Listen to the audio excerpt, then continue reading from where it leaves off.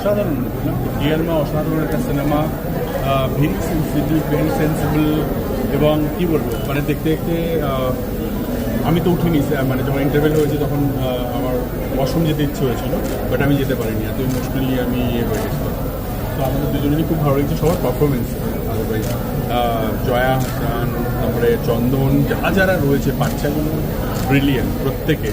পুরী থেকে লৌহ গৌরাঙ্গের শুটিং করে এলো আমরা এখন ডিয়ার মাতে প্লিজ একবার বলো, একবার তোমার প্রতিক্রিয়া এই বিষয়ে না দাঁড়াও দাঁড়াও প্রতিক্রিয়া বলে ডিয়ার মা, অনলি ডিয়ার মা। আরেকটা বিষয় আমরা হয়তো এই বিষয়ে বলতেই পারি।